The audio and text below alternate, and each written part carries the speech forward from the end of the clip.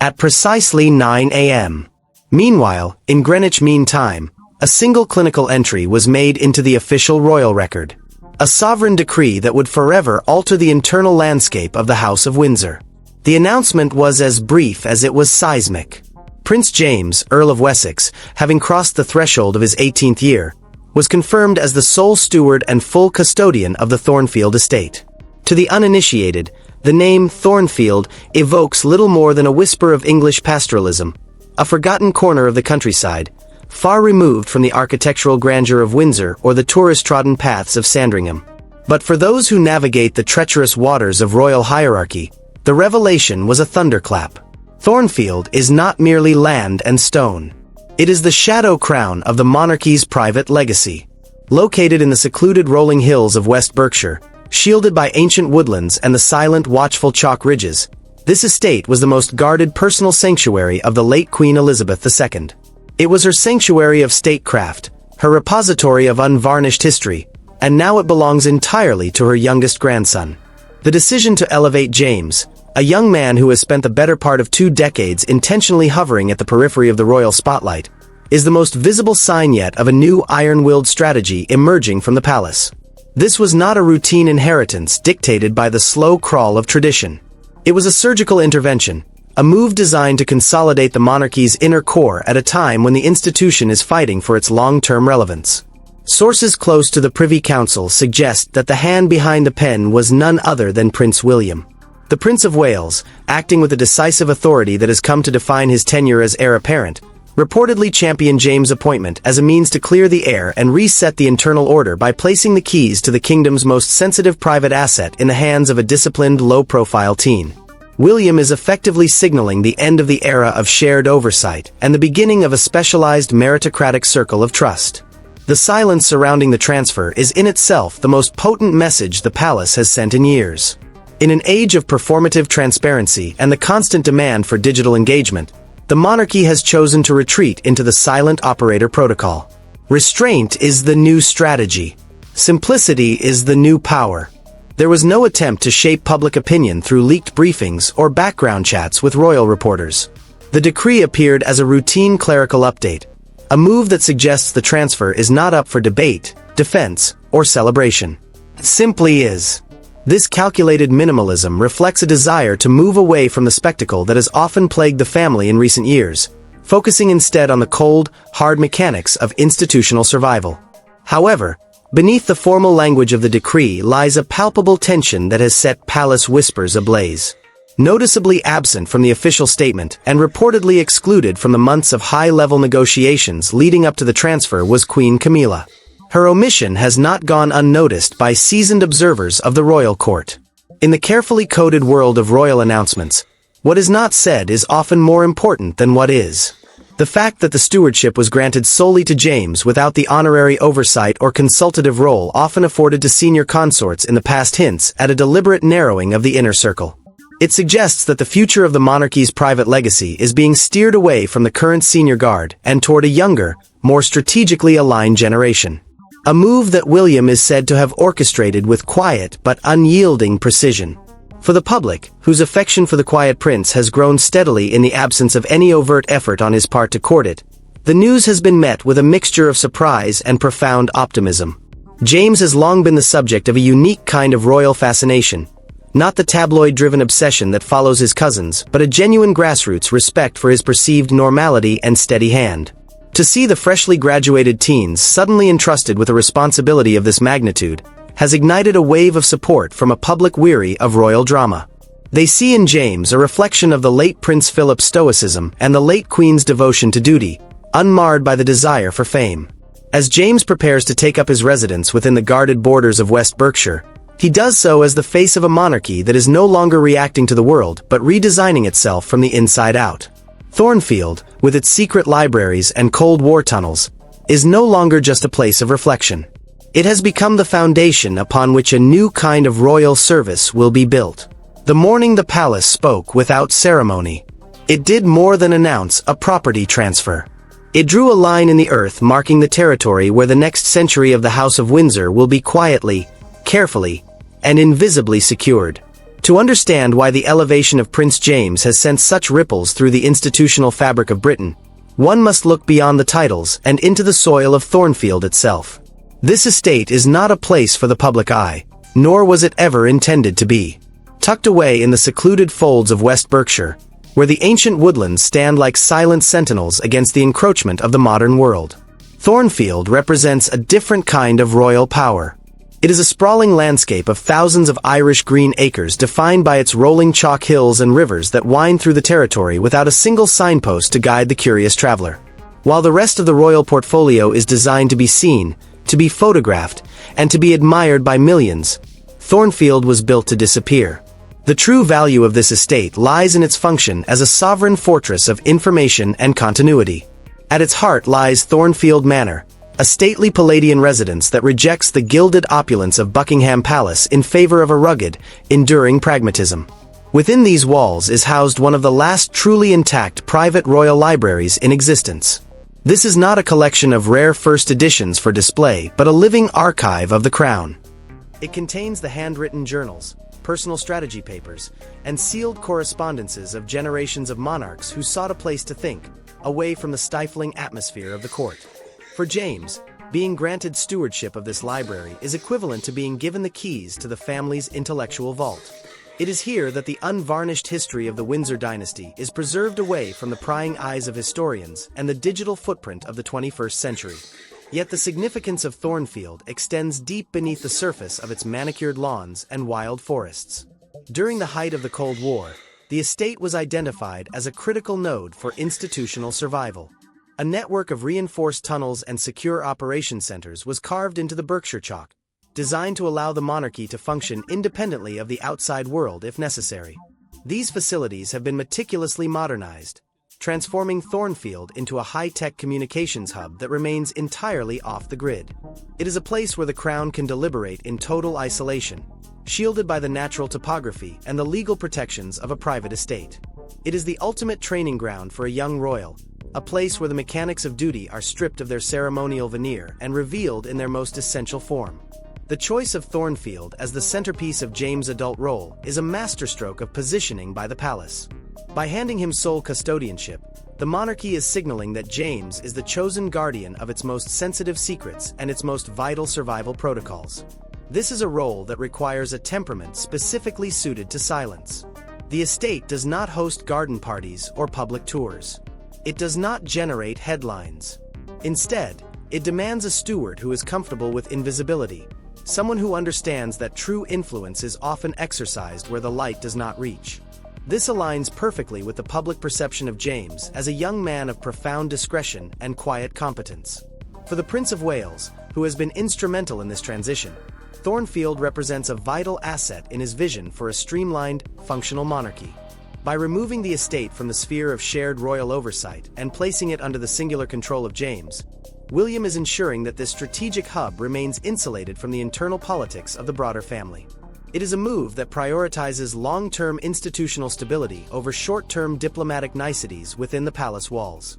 As James begins to navigate the vast responsibilities of this inheritance, he is not just managing a property. He is maintaining the infrastructure of the monarchy's future. The estate is a charge of the highest order, a place where the weight of the past meets the necessity of the future. All held within the steady, capable hands of a prince who has learned that in the world of the crown, what is hidden is often what matters most. The conspicuous absence of Queen Camilla from the formal proceedings of the Thornfield transfer has become the silent catalyst for a storm of debate within the most exclusive circles of British society. In the rigid and highly choreographed world of the royal family, who is not in the room often speaks with more authority than those who are. For decades, major property transitions and stewardship appointments involved a broad consensus among senior members. Yet, the decree issued on February 22 was notably singular in its focus. The omission of the Queen Consort from the official record and her reported distance from the strategic planning of the event hints at a deliberate and surgical narrowing of the inner sanctum. This exclusion is not merely a matter of social standing or family etiquette. It is a profound indicator of the shifting power dynamics overseen by the Prince of Wales. Observers suggest that the decision to keep the queen consort at a distance was a calculated move to ensure that Thornfield remained an asset of the direct bloodline, a sanctuary of the Windsor legacy that remains untouched by any external influence. The whispers echoing through the palace corridors suggest a growing polarization where the future of the monarchy is being steered with an almost protective intensity by William and his closest allies. By bypassing the traditional consultative role of the queen consort, the institution has effectively signaled that the era of shared or collective oversight is giving way to a more streamlined and perhaps more protective hierarchy. The internal tension sparked by this move has been described by insiders as a quiet but seismic rift. While the public sees a unified front at major ceremonies, the management of private estates like Thornfield reveals the hard edges of institutional survival. For Queen Camilla, who has worked tirelessly to stabilize the monarchy during a period of immense transition, the exclusion from such a significant decision regarding the late Queen's private legacy is seen by some as a cold, calculated dismissal. It suggests that while her public role is secure, her influence over the long-term multi-generational strategic assets of the crown is being intentionally curtailed. This redraws the map of royal influence, placing a young 18-year-old Prince James at the heart of a territory from which even the queen consort has been sidelined. This strategic distancing serves a dual purpose. First, it isolates the sensitive archives and infrastructure of Thornfield from the current senior administrative guard, placing them instead into the hands of a new generation that can be molded specifically for the challenges of the mid-21st century. Second, it reinforces the authority of Prince William as the primary architect of the monarchy's future. By orchestrating a transfer that favors his cousin James and excludes the queen consort, William is demonstrating an uncompromising commitment to a vision of the crown that is leaner, more private, and strictly focused on the direct lineage. This is a game of high-stakes positioning where every omission is a statement of intent. The reaction within the palace has been one of disciplined silence, yet the atmospheric change is palpable. Courtiers who have spent decades navigating the complexities of royal egos now find themselves in a landscape where the rules are being rewritten in real time. The focus on James as the sole custodian is a rejection of the more inclusive consultative approach that characterized the previous reign. It marks a return to a more traditional, perhaps even more guarded, form of stewardship. The tension is not loud. It does not manifest in public disagreements or leaked grievances. Instead, it exists in the spaces between appointments, in the cold formality of official records, and in the quiet realization that the inner circle has become smaller and much more difficult to enter. As James steps into this role, he does so knowing that his appointment is both a mark of immense trust and a focal point of internal controversy. He is the beneficiary of a decision that has fundamentally altered the relationship between the senior members of his family. The weight of Thornfield is therefore not just the weight of its history or its physical boundaries, but the weight of the political capital spent to place him there. He is now the guardian of a legacy that has been deliberately shielded from his own step-grandmother. A fact that underscores the absolute confidence the King and the Prince of Wales have in his discretion. In the evolving story of the House of Windsor, the silence of Queen Camilla is the loudest signal yet that a new, more exclusive era of royal governance has begun. One where loyalty to the institution and the direct line of succession outweighs all other considerations. The elevation of Prince James to the stewardship of Thornfield is far from a stroke of sudden fortune or a desperate act of nepotism. It is the culmination of a decade of silent, rigorous preparation that has taken place entirely out of the public view. While his contemporaries were navigating the social pressures of elite schooling and the emerging digital landscape, James was being forged into a custodian through a mentorship program as old as the monarchy itself. The primary architect of this education was Princess Anne, the Princess Royal. Known for her legendary work ethic and her uncompromising stance on the necessity of royal duty, and recognized early on that James possessed the specific temperament required for the monarchy's most sensitive roles. She saw a young man who did not crave the spotlight, who listened more than he spoke, and who possessed an innate understanding of the value of discretion.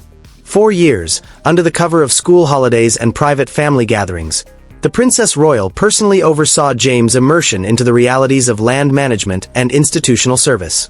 This was not a theoretical education conducted in the comfort of drawing rooms. James was expected to be on the ground learning the intricate mechanics of the Thornfield estate from the bottom up. He spent long, grueling hours with the estate's land agents, foresters, and legal advisors.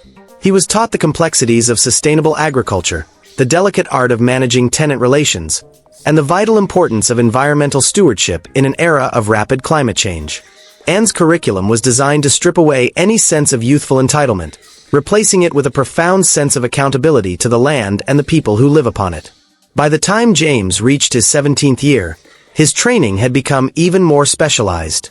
He was granted access to the internal operational audits of the estate, learning how to manage significant budgets and navigate the ancient legal frameworks that govern royal property.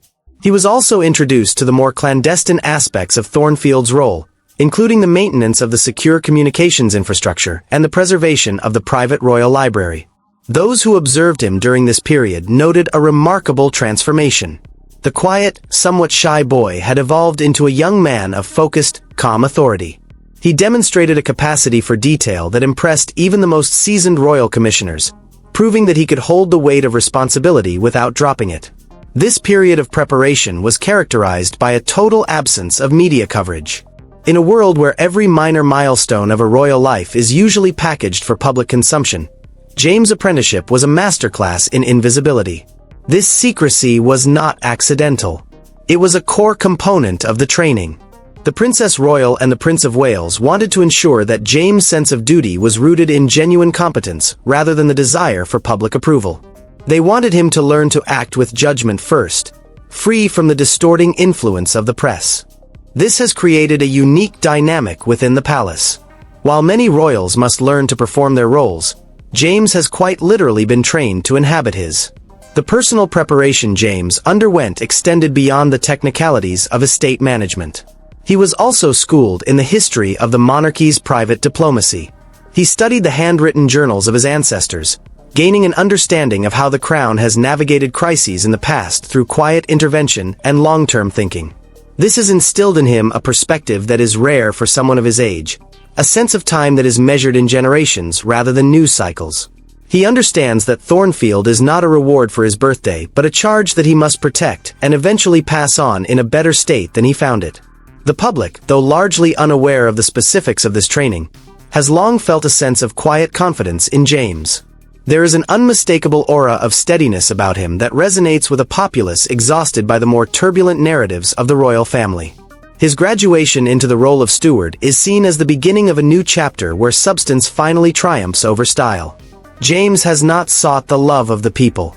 Yet, he has earned their respect through his perceived authenticity and his refusal to engage with the cult of celebrity. He represents a return to the values of his grandparents, a life defined by service conducted with dignity and a complete lack of ego. As he takes up his full duties at Thornfield, James is not merely a young man starting a new job. He is a highly trained specialist entering a role for which he has been meticulously prepared for half his life. He carries with him the expectations of a monarchy that is looking to him to provide a new foundation of stability. His preparation has been his armor, protecting him from the pressures of his position and providing him with the tools to manage one of the crown's most vital assets with precision and care. In the quiet fields of West Berkshire, the seeds of this new era were planted long ago by the Princess Royal, and in the hands of Prince James, they are finally beginning to bear fruit. He stands ready, not as a figurehead, but as a guardian, fully aware that his greatest contribution to the monarchy will be the work he does where no one can see him. The symbolic resonance of Prince James' appointment as the sole custodian of Thornfield is a powerful testament to the continuity of the British monarchy, weaving a thread from the height of the 19th century into the uncharted territory of the 21st. To understand the depth of public affection and institutional expectations surrounding this 18-year-old prince, one must look back to a spring morning in 2008 within the private chapel of Windsor Castle. It was there that a young James was christened, marking a milestone that was both deeply personal and historically significant. He was the first royal infant to wear a meticulously crafted replica of the royal christening gown, an intricate garment originally commissioned by Queen Victoria in 1840 for her own children. This act was more than a mere nod to tradition. It was a physical manifestation of the link between the Victorian era and the modern House of Windsor. By donning the replica, James allowed the fragile original to be preserved for history while ensuring that the spiritual and ceremonial continuity of his lineage remained unbroken. Today, that same sense of continuity defines the public's perception of his new role at Thornfield. There is a profound sense of poetic justice in seeing the youngest grandson of Queen Elizabeth II and Prince Philip take up a mantle that represents the most private aspects of their legacy. The public has watched James grow from a quiet child at the edge of the balcony into a young man of striking poise and self-assurance. Unlike the dramatic and often polarizing narratives of the more senior branches of the family, James' journey has been one of steady, silent growth. This has fostered a unique kind of adoration among the British people, a fondness rooted in the reliability of his character rather than the excitement of his public appearances. He is seen as the bridge between the stoic devotion of the previous century and the practical grounded expectations of the current one. This generational bridge is further strengthened by the emerging partnership between James and his sister, Lady Louise Windsor. While James has been entrusted with the operational and strategic stewardship of the Thornfield estate, Louise has increasingly been viewed as the guardian of the monarchy's cultural and historical heritage. Together, they represent a formidable new internal framework. The public sees in them a duo defined by service rather than celebrity. A pair who value the weight of their ancestors' work over the fleeting allure of the camera. The fascination with James is not about his potential for headlines, but about his potential for stability. In a world characterized by rapid and often chaotic change, the image of a young prince dedicated to the quiet management of a historic estate offers a powerful sense of reassurance. He is the personification of the monarchy's long-term vision, a figure who stands for the idea that some things are too important to be rushed or commodified. The expectations placed upon James are immense, yet they are matched by a visible preparation that has not gone unnoticed by seasoned royal observers. His personal commitment to this new Cheongdong, this new journey, is evident in the way he has conducted himself since reaching his majority. He has not used his new status to demand a higher public profile. Instead, he has retreated further into the responsibilities of Thornfield, signaling that his priority is the work itself. This has only served to increase his popularity. There is a growing sentiment among the public that James represents the very best of the royal tradition, a man who understands that his title is a mandate for service, not a license for privilege. He is viewed as the quiet foundation upon which the future of the institution can be built. A young man who has been shaped by the discipline of the Princess Royal and the unwavering standards of the late Queen. As James begins his tenure at Thornfield, the symbolic importance of his position cannot be overstated. He is the custodian of a place where the crown thinks, reflects, and prepares. By placing this trust in him, the monarchy is telling the world that it values the qualities of patience, discretion, and intellectual depth. The public response has been a wave of genuine warmth and high expectations, with many seeing James as the most promising representative of the next generation. He carries with him the memory of his grandmother's long reign and the practical wisdom of his mentors, creating a persona that is both timeless and modern. The story that began with a Victorian lace gown in the private chapel of Windsor has now evolved into the stewardship of a vital royal asset. In James, the monarchy has found a guardian who honors the past, not by repeating it, but by protecting the values that made it endure. He stands at the threshold of a new era, a prince who has earned the love of a nation by simply being the steady, capable, and devoted man he was trained to be. His journey at Thornfield is not just his own. It is the journey of an institution seeking to rediscover its most essential self through the hands of its most disciplined heir. The strategic realignment of the British monarchy reached its silent zenith as the first shadows of twilight stretched across the rolling fields of West Berkshire, painting the manor of Thornfield in muted golds and soft ambers. This transition was never about the acquisition of property or the expansion of a young man's personal portfolio. It was a calculated act of institutional redesign, a deliberate path forward rooted in stability and enduring values rather than the temporary and fickle tides of public attention. At the center of this profound redesign stands Prince James, a young man who has never sought the spotlight but has now become the foundation upon which the monarchy could continue to build, adapt, and endure. The implications of this move are unmistakable to those fluent in the coded language of the palace. By the time dawn spread across the estate on the morning of his first day as sole steward, it was clear that the monarchy was no longer merely reacting to external pressures, media scandals, or the exhausting cycle of fleeting narratives. Instead, it was charting a course that prioritizes long-term continuity above all else. James has always been patient, observant, and quietly capable, qualities that have allowed him to move into this role with a seamlessness that belies the complexity of the task. He is no longer a figure waiting in the wings of his family's story. He has become the very ground beneath the stage. The transfer of Thornfield signifies the end of a particular era of royal communication. The estate was once casually considered among those properties that might serve as symbolic bridges for shared access or ceremonial appearances between various branches of the family. That era is now firmly over. What had once been an open question of shared oversight has been settled with finality and without ambiguity. The estate is sealed, and its silence speaks volumes about the monarchy's commitment to isolation. By placing Thornfield under the singular stewardship of James, the institution is protecting its future while simultaneously signaling its priorities: responsibility, discretion, and a return to the values of quiet service. Inside the palace, this move is viewed not as a reaction in anger or spite toward those who have moved away from the core, but as a proactive strengthening of the institutional center. For Prince Harry and other observers, the message is subtle yet powerful. The monarchy is looking inward to its most disciplined members to secure its legacy. Alongside his sister, Lady Louise Windsor, who serves as the guardian of heritage and tradition, James forms part of a new internal framework. This partnership is defined not by social media moments or carefully staged interviews, but by a deep, unspoken commitment to the weight of trust passed from one generation to the next. As James walks the halls of Thornfield Manor or navigates the vast libraries and secure facilities that define its strategic importance, he does so as a man fully prepared for the weight of what lies ahead. He understands that this estate is not a reward or a trophy of rank. It is a charge of the highest order. To oversee Thornfield is to accept a tradition of thoughtful preparation and long-term responsibility that exists beyond the glare of the headlines. It is a place where the crown thinks ahead rather than performs for an audience. In placing these keys in James's hands, King Charles III and the Prince of Wales have made a statement of absolute confidence in his ability to sustain the complex requirements of the estate and honor its hidden history. The public's appetite for truth over theatrics has found a perfect subject in James. His refusal to engage in the cult of personality has made him more popular than many who have spent years courting the press. The message reverberating through the palace and out into the wider world is that the monarchy has chosen its path. It will move deliberately, guided by tradition and purpose.